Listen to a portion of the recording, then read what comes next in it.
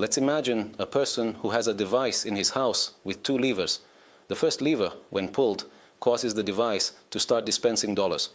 $1 plus $1 every minute, up to $200.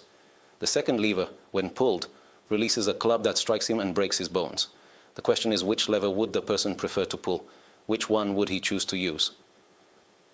King Solomon, who was wiser than any man, teaches us about a tool in our body that we can use either for good or for bad.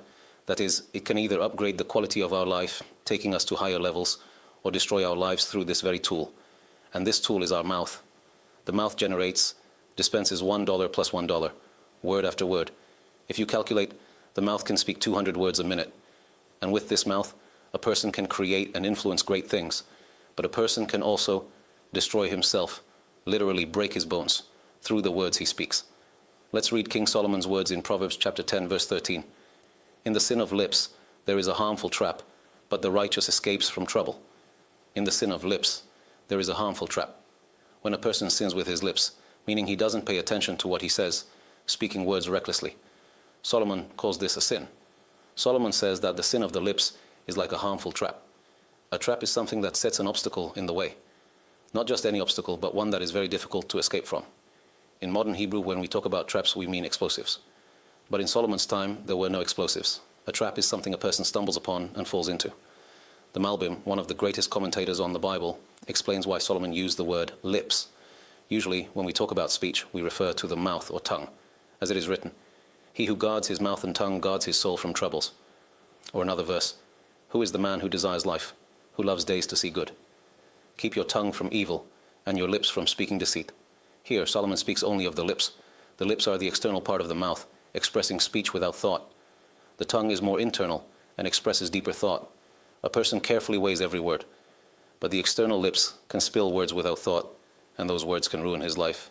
How many couples have divorced just because of a sentence that should have been avoided? Not necessarily just one sentence. Sometimes he starts with something he says, and she answers, then he responds, and she escalates the words more, trying to show that she has the last word, until one side finally breaks the relationship, can't take it anymore. And even when the other side comes to apologize, "I didn't mean it, I will change, I will improve now," it's too late to fix all the damage. A wise man once said, "Before a word is spoken, you control it. After it's spoken, it controls you." There's already a force that takes control of your life because of something you said. Let's take a simple example. A person standing in court being asked questions. A single sentence could send him to jail. If he didn't think carefully about how to phrase things, he could destroy his life in that moment. If he had phrased it differently, explained things in a different way than how he initially answered, he could have been free to live a better life. A person standing before a king, answering questions. Every word is measured and deliberate. How should he phrase it? That's why King Solomon, who was the wisest of all men, says, "Control your lips, don't let them spill words." Because if you don't watch them, he calls it a sin, not a mistake. A sin. A sin is like doing something intentionally, even if the person didn't mean it. But Solomon says, know that the result could be destructive. In the sin of lips, there is a harmful trap, but the righteous man escapes from trouble. On the other hand, he says, a person who follows the path of righteousness can use his speech to get out of trouble. In other words, a person who lacks wisdom, even when he's not in trouble, brings trouble upon himself through his words. And a person who walks in righteousness, called a righteous person, can escape from trouble through his speech. He knows how to phrase things, how to explain himself, how to make peace, and how to apologize. There are people with egos who cannot apologize. A word of apology could have saved an entire relationship or job. They stand firm on their ego, they said something, and the boss wants to fire them. They say, "No, I stand by my principles." Drop the ego, apologize, and say, "I spoke incorrectly, I will try harder from now on." Reconcile. The way a person speaks is something worth paying attention to. There is a big issue in workplaces where, by nature, there's also competition between employees. There's a strong urge to gossip about others. One worker talks to another about how the third one isn't doing well, and how the boss is a fraud, and how the manager is exploiting people. These conversations, when a person gossips behind others' backs, and when the person they spoke about suddenly approaches them during a conversation, smiling and showing that they are friends, that person ends up causing themselves trouble. Even the friend they spoke to will start to suspect that the person is gossiping about them behind their back as well. You show yourself as a friend, but you're also showing them to the other. You might show yourself as a friend, but behind people's backs you gossip. So who knows if you're also gossiping about me? The Gemara says that false witnesses are looked down upon by the person who hires them. He pays them, hires their services, but in his heart he looks down on them. How can you lie? Yes, he's paying you. But that doesn't mean I respect you for being so clever and smart to lie in court. The person who hires them is actually disrespecting them. The same applies when someone gossips or speaks slander in the workplace. They create a toxic atmosphere. According to Jewish law, this is a very serious matter. It is written that speaking lashon hara, slander, is considered equal to idol worship, forbidden sexual relations, and murder. Through lashon hara, a person can destroy the lives of others, create division among people, and sometimes two people who were close friends are torn apart because a third person gossiped about one of them to the other. Even if the things they said were true, they caused a separation and dispute between them. It is forbidden by the Torah to speak lashon hara, even if it's the truth. This is different from the laws of the state, where you can only sue someone if they lie about you. In Jewish law, even if a person speaks the truth about someone else's shortcomings, they are violating a prohibition. When is it allowed, even a mitzvah, to speak about someone else's shortcomings? If there is benefit in doing so, without any purpose, simply gossiping, the Torah forbids this absolutely.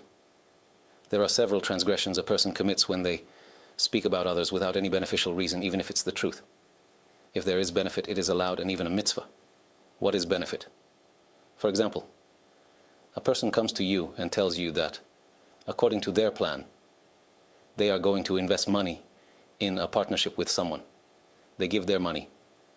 The person opens the business, works, and they have a partnership agreement where the person will get 60% and they will get 40%. However, you know the other person is a con artist who has done this to others before. He takes the money, disappears, and the person will never see that money again. Is it a violation of lashon hara to tell your neighbor, don't deal with him, he's a crook? I know personally that he swindled people. Not only is there no prohibition of lashon hara in this case, but there is also a mitzvah to return lost property. The Torah says, you shall not stand idly by when your neighbor's blood is at risk. If you see someone is about to be harmed, or you can save them from harm, you are obligated to act. You see a child about to cross the street, and you're holding their hand. If a person doesn't do this, they are violating a Torah commandment. Do not stand idly by the blood of your neighbor. Someone might say, I didn't do anything, the child was alone. They went and hurt themselves. But you had the ability to save them. It's true. Do not stand idly by the blood of your neighbor is not just about life and death situations, but also about financial matters. If you see someone about to lose money, you have a responsibility and a mitzvah to save them from falling into a trap. So in this case, there's no fault or sin in telling someone, this person is a fraud, don't deal with them. But if you're gossiping without any benefit, just out of a bad inclination, that's something to avoid. By the way, where does this desire to talk about others come from? It can happen in families, among neighbors, or in workplaces. It often stems from an inner flaw within the person, someone who feels insecure. This person feels inferior, and in order to elevate themselves, they start talking down about others, portraying them as negative, fraudulent, or deceitful. In this way, they think they make themselves seem better than everyone else. If everyone else is wrong, who is right? Only themselves. They stand tall, thinking they're the most important. Every person should do an introspection and control their speech, knowing what is permissible to say and what is forbidden.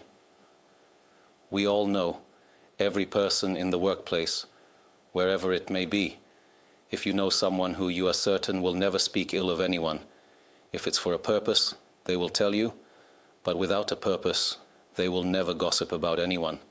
They're not foolish, they have information, they see what's going on, but they don't talk about people. You feel that you like them, you trust them, they become someone you can rely on because you know that they won't gossip about you, they won't reveal others' secrets, and they won't reveal yours either. From this, we learn how important it is for our social image to be one of clean people, pure people, people you can trust. This doesn't happen overnight. It's a process. It's not easy to stop speaking Lashon Hara and to be free of it. It's written in the verse, though a righteous man falls 7 times, he rises again. The righteous man falls, but he gets up, and that's why he's called righteous. It doesn't say a person falls 7 times. It says a righteous man falls 7 times. Rabbi Yitzhak Hutner explains, the rising of the righteous is through their 7 falls. A person who wants to improve themselves cannot become an angel in a day. They try, they strive, they fall, they get up and fall again. They build safeguards, they become more careful, they improve, and over time the number of falls decreases, and they improve themselves until they reach perfection. That's why, even when they fall, if they don't accept the fall and keep rising and improving, they are still called righteous. They don't say, this is me, I'm in a low place, that's how I am, I'll accept myself as I am. If they don't accept this, they fight and continue to strive for perfection. This is why it's said, though a righteous man falls 7 times, he rises again. This also applies to issues of Lashon Hara. Rabbi Yitzhak Hutner, in a letter explaining this verse, wrote about the Hafetz Haim, how careful he was with Lashon Hara. His book, Hafetz Haim, addresses the laws of Lashon Hara. He wrote many books, but he is known as Hafetz Haim because of this book, which he wrote on the laws of Lashon Hara, evil speech. Why did he call it Hafetz Haim? From the verse, who is the person who desires life, loves days to see good? Keep your tongue from evil. Rabbi Yitzhak Hutner says that everyone praises the Hafetz Haim for his meticulous care regarding evil speech. There are stories of how precise he was, how he only spoke according to Jewish law. One must have absolute control over the power of their speech. However, Rabbi Hutner explains that we make a mistake. When we speak about the great leaders of Israel, we always talk about the final stage, how righteous they were, how many miracles they performed, how powerful their blessings were, how much Torah they knew, and how great they were in this way and that. But Rabbi Hutner says this is a mistake. When talking about the righteous, we shouldn't only talk about the final stage, the end point. We should speak about the beginning too, how many difficulties they faced, what struggles they went through in their youth, and how many falls they had. Rabbi Hutner is not afraid to say that who knows how many falls the Hafetz Haim had with his speech before he became the Hafetz Haim. Why does he say this? Not to diminish the Hafetz Haim, but to give us strength. Sometimes when a person hears stories about the greats of Israel and sees scholars, they wonder, where am I and where are they? But they weren't born that way either. It takes work, effort, study, falls, and rising up until they reached where they did. This knowledge is very encouraging and strengthens a person. Take Rabbi Akiva as an example.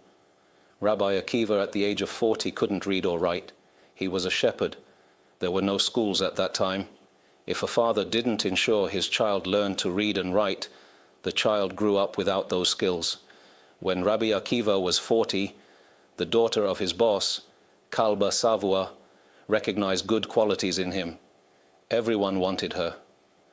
Her father was one of the rich men and respected people of Jerusalem, and they called him Kalba Savua as a term of endearment. In Aramaic, the term means like a full dog. Whoever entered his house came out full. He was a very wealthy man with great generosity, and everyone admired him. When Jerusalem was under siege, he was one of those who said he could sustain the city for 21 years with his business. His only daughter noticed the shepherd, Akiva, seeing that he had good qualities, that he was a kind, wise and clever man. She said to him, "If you marry me, I want you to be my husband, but I want you to become a Torah scholar. Are you willing to go and learn Torah?" He replied, "I am willing, but, at 40 years old, how can I learn Torah? I am not exactly young." She replied, "I trust you. I have faith in you." They got married. He committed to her, and they married only for a yeshiva of 24 years. He studied Torah, and by the age of 64, he was already recognized as the greatest scholar of his generation. There was no one greater than him in Torah knowledge. Rabbi Shimon bar Yochai was one of his students. Rabbi Akiva, who did not know how to read or write until the age of 40. How did he achieve this? He was trusted. They told him, "You are capable, you can do it." In the Midrash it says that several times he wanted to leave learning. It was hard for him, suddenly having to change his habits. He was used to pasture. The desire to sit by a book, it's hard. And even today there are those who, after the army, became stronger in their faith and began to study Torah. And today they are outstanding Torah scholars. No one even knows their background. Each and every person has their own history. And Rabbi Akiva, he is the example.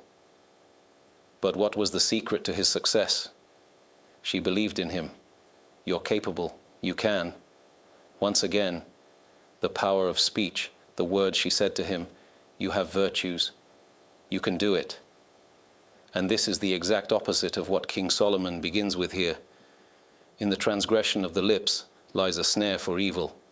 Sometimes parents, with just a slip of the tongue, can lower a child's self-esteem. The same in marriage, criticism, insults. We must remember that a person's self-image, especially a child's, but also an adult's, in marriage or in the workplace, is like a fabric. And the threads that make up this fabric are words. There is a fabric woven from threads of gold, silver, diamonds, beautiful colors. It becomes a luxurious fabric, and there's a fabric woven from dirty, stained threads. And what comes out is poor quality. A person's self-image is a result of the threads that are sewn around him. What does he hear? What do they say about him? If a child feels that he's praised, uplifted, and if he does something wrong, they explain, but they don't humiliate, he'll change, improve. But if he's shamed, it breaks him. The same in marriage. A woman has a complaint against her husband. If for years he only hears criticism, how he's not good enough, she won't gain much from it. If he takes what she says seriously, his self-esteem will go down. He'll lose motivation, won't feel like putting in effort. And the reverse is also true. A woman who hears negative words from her husband, it's much worse than the opposite. The Rambam, in his guidance on marriage, chapter 15 of Hilhot Ishut, gives the husband and wife different instructions. In the list for the husband he writes, his speech with her should be calm and gentle. He doesn't say that in the wife's list, even though she also should speak gently. But from the husband he demands more. You speak gently, because if you hurt her with words, even if she hurt you first, even with the same words, your hurt to her is much deeper. Therefore, a man is required to be more careful that his speech is gentle, even if his wife's words were on point. You should speak well, creating a positive atmosphere. This has a significant impact on the entire quality of a person's marital life. But a woman also has complaints about her husband. One must be mindful in advance of how to phrase things. Let's take a simple example, and from it, we can extrapolate many everyday situations. Let's assume the husband has taken on the responsibility of doing the shopping. The wife is very busy managing the children and work, so her husband does the shopping. One day she says to him, "When you're at the supermarket today, don't forget to get eggplants. I want to make something for Shabbat with them." He goes, comes back, brings several bags, but no eggplants. Now, the wife knows she needs to drive half an hour to get them, and this bothers her. The natural reaction is, "You always forget to buy what I ask you to." If we analyze these words, when she says to him, you always forget. The word you, she said this naturally, but for him, it sounds like an accusing finger pointing at him and saying, "You're wrong." She might say, I didn't mean it that way, I just went along with the words. But he hears the words, you always forget. The word you already creates an accusing finger. Always? Why always? Does he always forget? Look at the bag, see how many things he did remember to buy. But when a person is under pressure, they don't pay attention to the words they say, and the other person ends up feeling hurt and offended. However, if you phrase things differently, always in criticism, instead of using the word you, which conveys the message you were wrong, it's always better to talk about yourself. Always start with praise. For example, in this case, she can achieve a much better result if, when she looks disappointed because there are no eggplants, she says to him, I really appreciate that you always do the shopping. She's already doing this politely, even though she's burning with anger inside, but she controls her speech. I appreciate that you always do the shopping. People forget sometimes, not just you. It happens in this world. If you'd prefer, next time I'll write it down for you. Then he will say, okay, no problem. And he will actually remember or say, I'll write it down, I'll remember. Problems can be solved. Life and death are in the hands of the tongue, like a tool that a person can use to create money or receive blows and destroy their own life. This is the power of speech. You can see successful young men and women full of self-confidence and joy in life. People attribute this to them, but the truth is, it should be attributed to their parents who knew in their childhood how to lift them up, raise them, balance them, know how to speak to them, how to guide them. There's criticism, but there are also words of praise, providing balance, and this person grows and develops in a healthy way, achieving wonderful results. Some people really had difficult childhoods, where their parents humiliated and belittled them, but through inner work, they knew how to rebuild themselves and rise to a better life. But it's not easy. A person's self-image is like a fabric, created from the threads of the words spoken to them. When King Solomon says, perverse lips are a trap for evil, Rashi explains that King Solomon is hinting at the people of the generation of the flood. He says, pay attention to the sequence of words in the verse. Perverse lips are a trap for evil, and the righteous man will emerge from trouble. Who is the righteous man who came out of the trouble of the flood generation? Noah. So, the simple interpretation of the verse talks about everything we've discussed so far, which is a message for everyone. But inwardly, it also hints to us, learn from the history of the people of the flood generation. What did they say? They spoke disparagingly about the Holy One, blessed be He, and this disrespect led them to a point where the earth was filled with corruption. They were corrupt and immoral because to them there was no God. A person without God can interpret their conscience however they want, and they can take it in any direction they choose.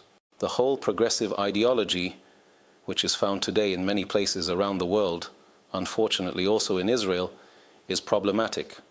Instead of channeling their goodwill to protect their own people and invest in what needs to be invested in, people direct their goodwill towards enemies with self-hatred that you can't even understand where it comes from. Just look at what's happening today in Europe and in the United States. Opinions are becoming distorted because they are taking their conscience in opposite directions. This fundamental issue is already addressed in the Bible, that the human soul is incredibly complex. It is written in a verse, those who sacrifice human beings, calves they kiss. A person can slaughter human beings, murder people, but kiss a calf. In other words, he's willing to show devotion to animals, yet he is cruel to humans. How does this work in the human soul? The human soul is complex. A person can arrive at a point where he doesn't see God in the picture, and he organizes his thoughts however he wants. So he finds reasons why it's okay to kill people, as the Germans did. believing it was a supreme value to kill those who didn't fit their ideals. But when it comes to their animals, look at how much care and love they gave them. This is why it is so important for someone who says, I really want to change. I have a problem. I have no control over my mouth. I have problems in my marriage because I don't control my speech. At work, I get into trouble with people because I can't control my mouth. What should I do? How can I succeed when I'm angry? I use harsh, offensive, insulting words. I gossip. I speak slander. And afterward, I realize it was a mistake. How do I control myself? There are two pieces of advice. The first, which is basic for everyone, is to set aside time for Torah study. Don't let a day pass without spending an hour learning Torah. For my body, I give myself 3 meals a day. There's no way I'm going without food for a day because I don't have time. There's always time. Even if I say I don't have time, I still find time to eat. For my soul, at least 1 meal. 1 meal of Torah study. A live lesson is the best. It's great when a person attends a lesson physically, sitting in class. But even on days when they can't, they should use media tools to give themselves a moment of reflection. It's best to set aside time when you are free of all other distractions. This is the time dedicated to Torah. In addition, apart from the scheduled time, during travel or when working at home, a woman can listen to lessons or Torah teachings in the background. These things elevate a person, bringing them to higher levels, because the Torah provides guidance for all aspects of life. And the beauty of the Torah is that, being divine wisdom and not human wisdom, it is always balanced. It gives the most precise guidance in the right balance and the right measure. With human opinions, you could talk to a psychologist, and he'll tell you one thing, but another person will say the opposite. But when you have divine guidance from the verses in the Torah and the teachings of the sages, you know it's certain and true. The second piece of advice for someone who says, I can't control my mouth, sometimes I yell at my wife, curse my children, I can't control my speech, is that this is something terrible. There are families where, when parents get angry, they might even curse their children. The Holy Zohar says, this is the worst, when a person curses their own family, their children. Before Rosh Hashanah, we say prayers for removing curses along with nullifying vows, because words have power. For someone who says, I can't control myself, what should they do? So, as we said, Torah study is like a level. It balances the person and straightens them out. But there is another piece of advice. It is written about Joseph the righteous that when Potiphar's wife tried to seduce him, she not only tempted him, but also threatened him. She told him that if he didn't do as she wished, she would cause him much trouble, even if he just looked at her. The sages say that Potiphar's wife was the most beautiful woman of that time, and Joseph was the most handsome man of that time, as the Torah says, and Joseph was handsome in form and appearance. She desired him and would tell him, look at me. She knew that if he looked, he would fall.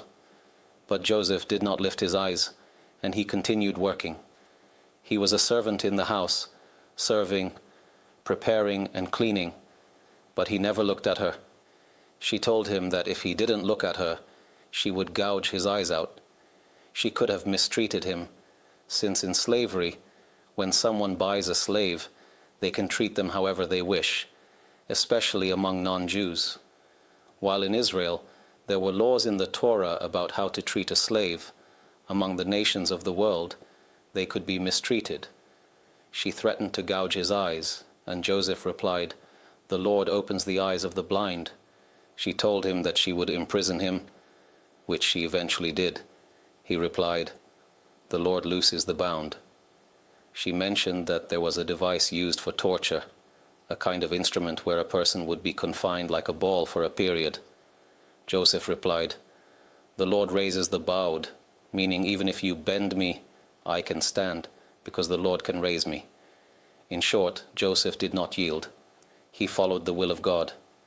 This was Joseph's conduct in standing up to these great trials. How did he manage to withstand them? The Torah recounts that on that day, as it tells us, there was no one in the house. Everyone had gone to their idol worship celebrations. Joseph, being a servant, stayed behind. He didn't believe in their idol worship, so he didn't go. All the other servants went. But Potiphar's wife stayed behind because she wasn't feeling well and couldn't go with them. Then she approached him and grabbed his garment. It says he left his garment in her hand, fled and went outside because he felt that if he stayed even one more second he would fall into sin. She held on to him and he left the house without his garment, enduring humiliation. Later she used this to accuse him to her husband. Look, his garment is here. See what he wanted to do to me. And he was imprisoned. For this, he believed her. Where did he find the strength at that moment? After all, a person has temptations. How did Joseph stand firm in this severe trial? The sages say that at that moment, Joseph saw the image of his father Jacob before him, and he imagined in his mind that his father was there. His father was in the land of Canaan. He had been taken and sold as a slave in Egypt. But Joseph envisioned his father's image. In front of my father, I would never do such a thing. It's impossible. And so he left the garment in her hand and fled outside. From this, we learn a great principle. When a person feels that temptation is attacking them, whether it's in speech or action, and they feel it's hard to control, if you have an image of someone important to you, someone you respect deeply, it can help you overcome the urge. If not, think of another great person whose value you hold in high regard. If Rabbi Ovadia Yosef were here, I would never dare speak this way. In front of him, I wouldn't do it. Joseph saw the image of his father, imagining him as if he were present, and that gave him the strength to stand firm. There's a story about Rabbi Ovadia Yosef. A father came to him with his son, a boy around the age of bar mitzvah. The boy had grown and was taller than his father. The father shared with the rabbi that he no longer knew what to do. The boy suffered from attention deficit issues, wasn't calm, and when something upset him, he would act out at home and even hit his father. The father didn't know what to do anymore. The boy was at the age of bar mitzvah and was behaving this way. The rabbi spoke gently to the boy, and the boy confessed that afterward he felt remorse, but at the moment he couldn't control himself. The rabbi asked him, "If I were with you at that moment, when someone angered you and you felt you couldn't control yourself, if I were in the room with you, would you have hit your father? Would you have acted out in anger?" The boy responded, "No, of course not. In front of you, Rabbi, how could I?" Then the rabbi said, "Let's take a photo together." The boy agreed, feeling honored, and they took a picture, enlarged it, and the father hung it in the living room. Now, every time the boy wanted to act out, he would see the picture. This changed the boy completely. When I heard this story, I thought to myself, where did the rabbi get this idea from? Perhaps from Joseph the righteous, who saw the image of his father, and that gave him the strength to withstand the trial.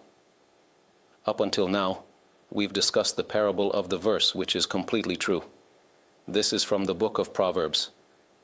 In the sin of the lips, there is a snare. A person who doesn't guard their speech, who sins with their lips, causes much harm to themselves and those around them. But the righteous will escape trouble. A person who knows how to speak properly, even when in trouble, can escape from it. What's the underlying message? In the deeper meaning, King Solomon speaks about the spiritual dimension of creation. What is the power of speech that a person has? On a simple level, speech affects human relations, but in the Kabbalistic teachings, it is explained that speech has spiritual power. Speech has the ability to act and change reality in the spiritual realm of creation. Let's explore the depth of this idea. How does it work? Why does speech have power? Where does it come from? We are just human beings, not the Creator. The Holy One, blessed be He, created the world with speech, and God said, "Let there be light." The world was created through 10 statements. We are not the creator. We are human beings. So what is the power of speech? The Kabbalists explain it this way. When the Holy One, blessed be He, created the world, as we know on the fifth day of creation, animals began to appear. What animals appeared on the fifth day? Crawling creatures and birds. This means that there were still no mammals and no humans in the world. If you had filmed the world with a drone on the fifth day, you would have seen crawling creatures moving around and birds, along with plants that had already been created earlier. On the sixth day of creation, mammals began to appear. Lions, bears, tigers, giraffes, and so on. And finally, humans. And God created man from the dust of the earth and breathed into his nostrils the breath of life. These are familiar words. Let's imagine that there was a camera on the fifth day of creation. Not that we would have been there, but let's suppose there was a camera capturing the events of creation. What would we have seen?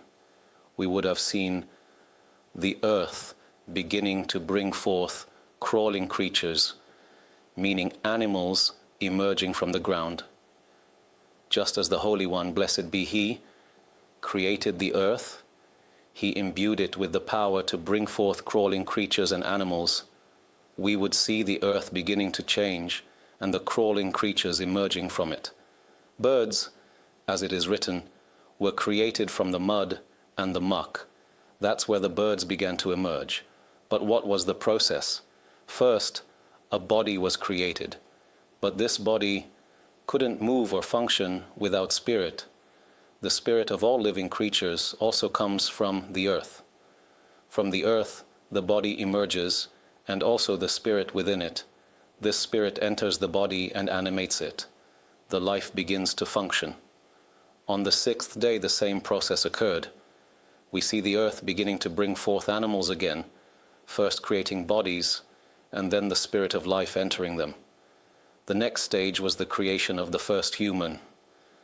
And God created man from the dust of the earth. So what would we see on the camera now? A body was created made of dust in the shape of a human. But the difference between this and all other animals is that when the human body was created, the spirit did not come from the earth, and he breathed into his nostrils the breath of life. The spirit came from above, from the Creator. Just as he blows air into a balloon, so too did he blow the breath of life into man. What's the significance of this? When the Holy One, blessed be He, blew the breath of life into man, it wasn't just ordinary air. It was a higher spirit, one on a different level. This is why animals die. Every animal, including fish, that dies does not return in a new incarnation. Its purpose is completed. Once their physical body ceases, their spiritual essence returns to the earth. However, this is not the case with humans, as it is written in Ecclesiastes, and the dust returns to the earth as it was, and the spirit returns to God who gave it. The human soul is spiritual and is considered a part of God from above. This does not mean that a person is God, nor that God divides himself, but metaphorically, the soul is so elevated that it resembles the Creator himself, even though it is a creation of God.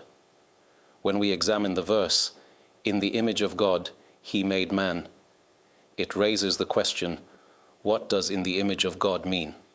Since God has no physical form, image here refers to a likeness in essence. The Rambam, Maimonides, explains in More Nevuhim that the image of God in humans refers to the intellectual and rational faculties which distinguish humans from animals.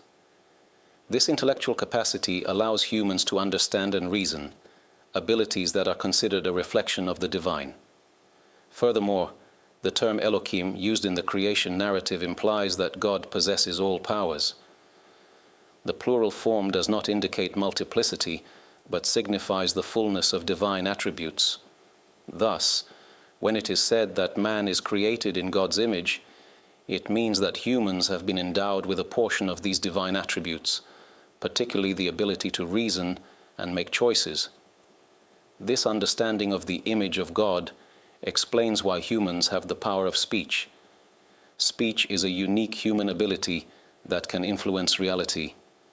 Studies have shown that prayer and positive speech can have tangible effects on outcomes, such as healing. For instance, groups of patients who were prayed for showed statistically significant improvements compared to those who were not. Conversely, misuse of speech, such as telling inappropriate jokes or using foul language, can have detrimental effects. The Talmud teaches that such speech can harm others and diminish the speaker's own spiritual standing. In contrast, engaging in Torah study is a powerful use of speech. Even dedicating 5 minutes to learning a halacha or a verse from the Talmud contributes to the spiritual vitality of the world. Those who devote themselves to Torah study, especially in yeshivas, are likened to the oxygen of the Jewish people, sustaining the community spiritually. The structured daily schedule in yeshivas, with its rigorous study sessions, meals, and prayers, reflects a lifestyle dedicated to Torah. This commitment ensures the continuity and preservation of Jewish tradition and identity. Even for those who may not believe in the spiritual dimension of Torah study, the historical evidence is clear. Communities with active Torah study institutions have maintained their Jewish identity, while those without such institutions have faced assimilation and decline. Therefore, supporting Torah study is essential for the preservation of the Jewish people. Each individual speech has the power to build or destroy. It can heal or harm. By choosing to speak positively and engage in Torah study, one contributes to the well-being of oneself and the community. In conclusion, may the words of Torah bring success to all who engage with them. May God protect and bless everyone with long life and health. Amen.